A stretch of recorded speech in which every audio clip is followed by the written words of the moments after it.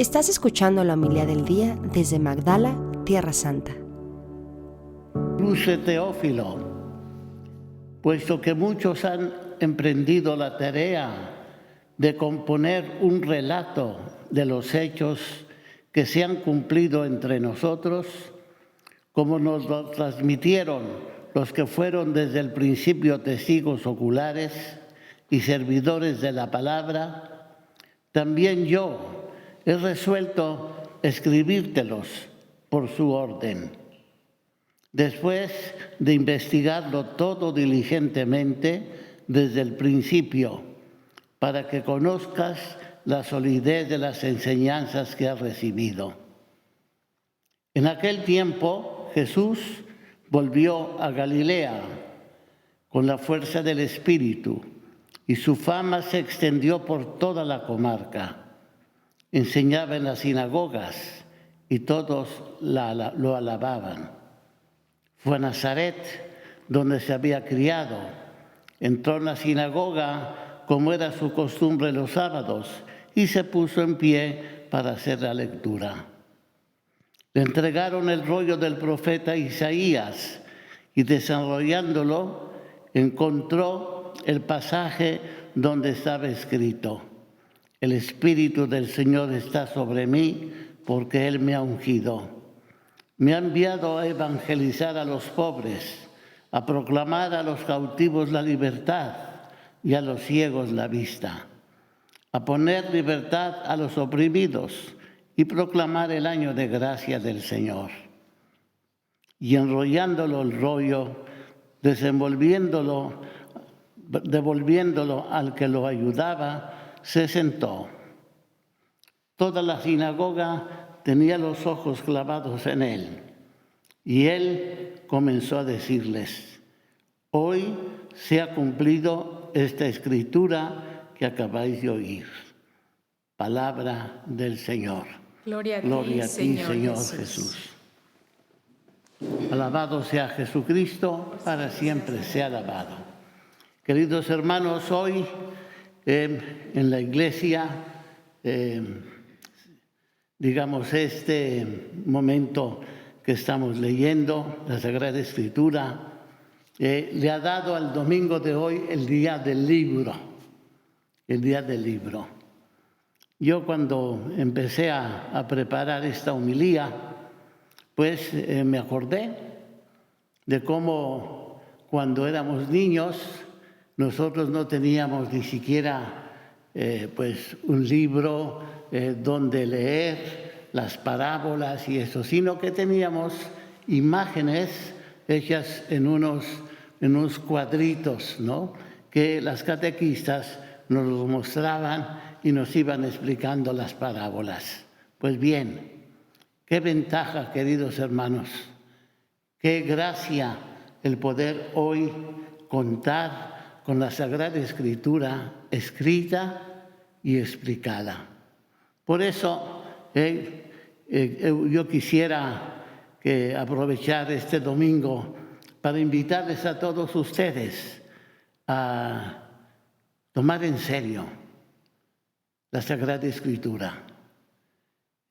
Ustedes saben que allí, por el siglo, me parece que fue el siglo XVI, cuando Lutero se separó de la Iglesia Católica, justamente como dándole a la Sagrada Escritura el mayor espacio y dejando, por ejemplo, la Eucaristía a un lado. Nosotros no, queridos hermanos. Es verdad que la Sagrada Escritura hace parte de nuestras celebraciones. Y eso también, yo puedo decirles desde mi niñez que pues no entendíamos nada. Era todo en latín. Y los sacerdotes nos explicaban poquito a poco lo que era el mensaje. Hoy, qué afortunados son ustedes y todos los niños que ya reciben su catequesis pues en su propio idioma, ¿no? Entonces, Ese sería mi primer punto, ver un poco la situación en la cual la Sagrada Escritura, lo que hemos leído hoy en esta Santa Misa, pues nos indica. Hoy es muy importante darle a la Escritura por escrito el valor que ella tiene. Y creo que ustedes, cada uno de ustedes, debería tener mucho cuidado en tener un buen texto. Y esto sería mi segundo punto.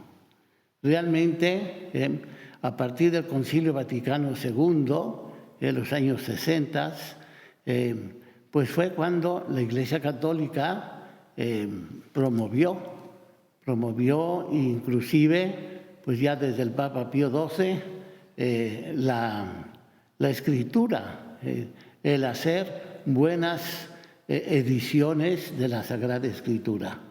Porque, como les dije, nosotros no teníamos, estaba todo en latín. Inclusive yo mismo, la teología y todo eso, pues la estudié en latín. Y cuánta gente ni se enteraba.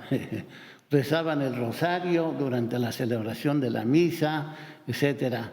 Y el sacerdote allá en el frente, pues celebrando la Eucaristía. Hoy no. ¡Qué ventaja! ¡Qué ventaja de cada uno de ustedes! El poder, al mismo tiempo de recibir al Señor en la comunión, el poder entender su mensaje, su palabra. Por tanto, es una obligación moral conocer el texto bíblico. Y por ello, y eso sería mi recomendación, ustedes tienen la obligación de tener un buen texto.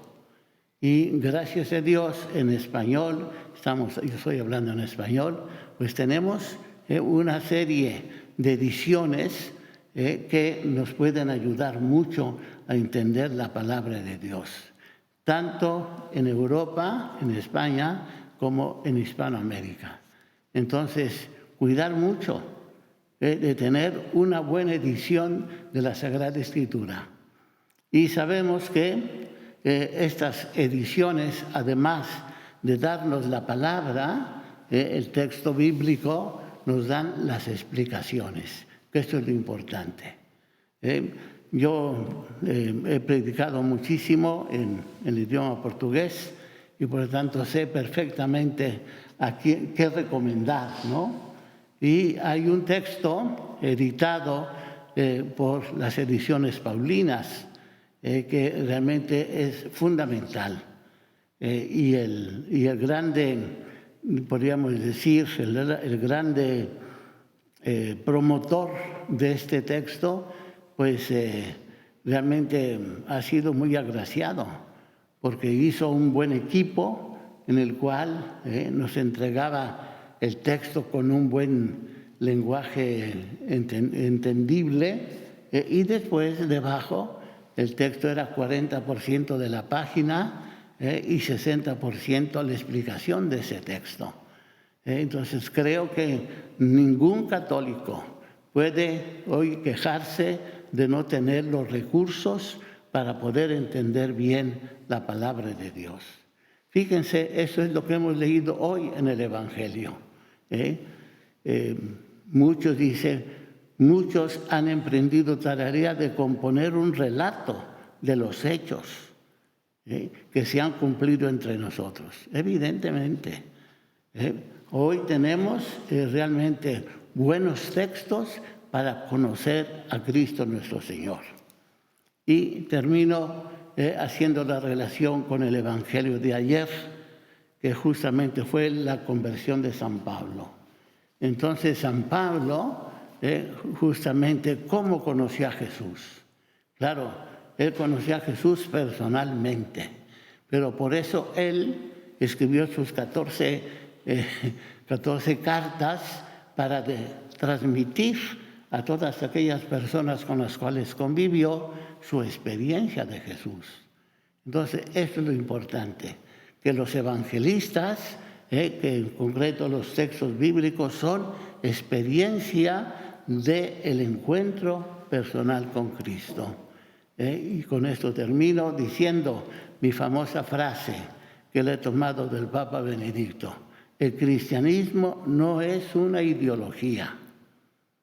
El cristianismo no es una opción ética. El cristianismo es un encuentro personal con Jesús. ¿Dónde voy a encontrar a Jesús? En primer lugar, en la Sagrada Eucaristía. Y en segundo lugar, en el texto que nos han transmitido aquellos que tuvieron la gracia de ese encuentro personal con Él, que son los evangelistas, los 4 evangelistas, y San Pablo de una manera muy específica en sus 14 cartas. Que así sea.